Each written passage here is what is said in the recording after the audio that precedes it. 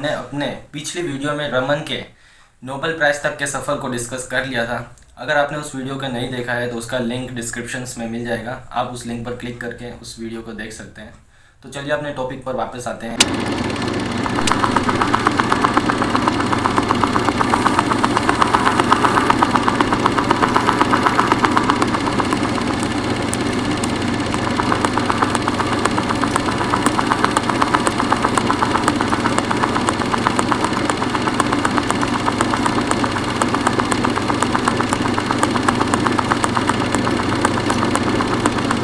putting forward these new ideas.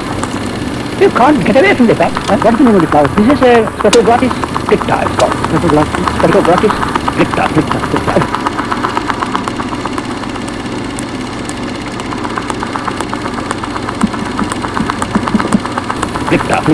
That's the name of it. I got it from a gardening book. My discovery is the discovery of the fluorochorus. The discovery of the fluorochorus. That is the color of all colors are due to this amazing substance which has this curious what is responsible for the fluorochorus. A completely new view on the unknown. No one could accurately number the vast assemblage, watching and walking in the procession to pay their last.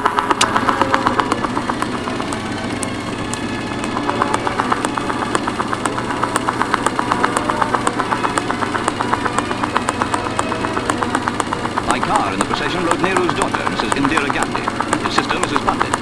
India's premier had been in failing health for some time. Yet now that he was dead, the nation was shocked as by an irreparable loss. Nehru's daughter, Indira, directed the procedure at the funeral pyre. Earl Mountbatten stood with the President of India. Sir Alec Douglas Hume represented the British government. Mr. Dean Rusk attended as U.S. Secretary of State. And there stood Mr. Nanda, Premier for the time being. It was the end of the body that for 74 years enshrined Nehru's immortal soul. As his grandson, Sanjay, lit the funeral pyre. New view on the origin of fluoric color. See? That, and I thought now it must be a very evident from the behavior of this carbon CO. And there it is. I was felt that I must find some corroboration for this. Otherwise the case does not believe that apparently wild. So when I've been working on this, it is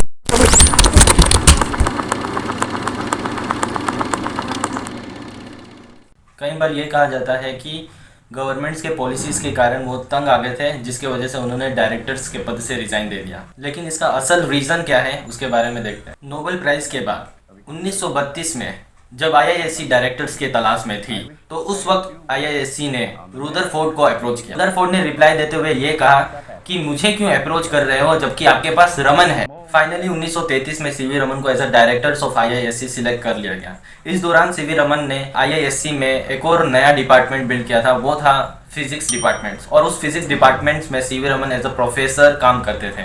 लेकिन as a director IISc में उनका सफ़र सिर्फ 1937 तक ही रहा और मजबूरन उन्हें IISc के डायरेक्टर के पद से उन्हें रिज़ाइन देना पड़ा। अब वो क्या मजबूरी थी जिसके वजह से सीवी रमन ने आईआईएससी के डायरेक्टर के पद से रिज़ाइन दे दिया। कुछ लोगों का ये कहना है कि सीवी रमन ने गवर्नमेंट्स के पॉलिसी से तंग आकर अपने डायरेक्टर के पद से जो है उन्होंने रिज़ाइन दिया है। जब रमन आईआईएससी के डायरेक्टर के पोजीशन पर थे तब उन पर यह आरोप लगाया गया कि वो सिर्फ फिजिक्स डिपार्टमेंट्स के डेवलपमेंट्स के पीछे ही काम कर रहे हैं और दूसरे सब्जेक्ट दूसरे डिपार्टमेंट्स को इग्नोर कर। और इसी दौरान रमन ने मैक्स बॉर्न को अप्रोच किया था as a reader of physics department, और इसके लिए उन्होंने मैक्स बॉर्न को लेटर भी भेजा था 17 जनवरी 1935 में। और उस लेटर में कुछ यूं लिखा हुआ था। Indian Institute of Science, Bangalore, India. Sir C.V. Raman to Professor Max Born. 17th January 1935. Sir, I have honor to inform you that the council of this institute have authorized and extend you to an invitations to accept the special appointments reader in the theoretical physics at these institutes for the period of 6 months from the 1st October 1935 on an honorariums of rupees 15,000. It will be inclusive of all expenses. Accordingly, I request you will kindly accept these invitations and join the invitation by 1st October 1935. One of the Bangalore's at these institutes will be put at your disposals for your residency journey this period of free rent. I am honored to be, sir, your obedience and this. उस वक्त Max Born as a reader of physics department में काम करने लगे। थोड़े ही दिनों में रमन ने मैक्स बॉर्न को प्रोफेसर का पद दे दिया इन मैथमेटिक्स डिपार्टमेंट्स। और जब 1935 में काउंसिल मीटिंग हुआ तो क्नीथ एस्टोन जो इलेक्ट्रिकल टेक्नोलॉजी डिपार्टमेंट्स के प्रोफेसर थे, उन्होंने रमन को क्रिटिसाइज़ करते हुए ये कहा कि जो अपने ही कंट्री से रिजेक्ट कर दिया गया हो वो हमें IISc के फिजिक्स डिपार्टमेंट में क्या फिट बैठेगा। और उस समय उस यूनिवर्सिटी के चेयरमैन और vice chancellor of that university ने मार्च में रिपोर्ट किया रमन ने फंड्स का मिसयूज़ किया है और सारा का सारा फंड्स फिजिक्स के रिसर्च के लिए लगा दिया है और मैक्स बॉर्न को मैथमेटिक्स डिपार्टमेंट का प्रोफेसर बना दिया है, जो कि फाइनेंशियली संभव नहीं था। और रमन पर यह भी आरोप लगाया गया कि रमन ने अपनी मर्जी से यूनिवर्सिटी को चलाने की कोशिश की है। और इन सब वजह से रमन को 2 चॉइस दी गई, या तो वो डायरेक्टर्स के पद से रिज़ाइन दे दें और as a professor of physics departments में बने रहें। अगर वो चॉइस नहीं करते तो उन्हें दोनों ही पोजीशंस गवा बैठते हैं। इसीलिए रमन ने दूसरा चॉइस जो है चुना, डायरेक्टर्स ऑफ IISc से उन्होंने रिज़ाइन दे दिया और एज अ प्रोफेसर वो काम करने लगे। 1948 में CV रमन ने रमन रिसर्च इंस्टीट्यूट्स की इस्टेब्लिश की। इसके इस्टेब्लिश के दौरान नेहरू ने इस इंस्टीट्यूट्स में विजिट किया और CV रमन से कुछ बातचीत की। CV रमन से बातचीत करते करते CV रमन उन्हें म्यूजियम की तरफ लेकर गए और म्यूजियम के अंदर वो पहुंचते ही सारे लाइट स्विच ऑफ कर दिए और केवल UV रे को ऑन रहने दिया। इसके बाद CV रमन ने नेहरू के हाथ में एक पीस ऑफ गोल्ड और एक पीस ऑफ कॉपर रख दिया और जब UV रे उन पीस पर पड़ा तो CV रमन ने नेहरू से पूछा कि बताइए इनमें से कौन सा पीस ऑफ गोल्ड है।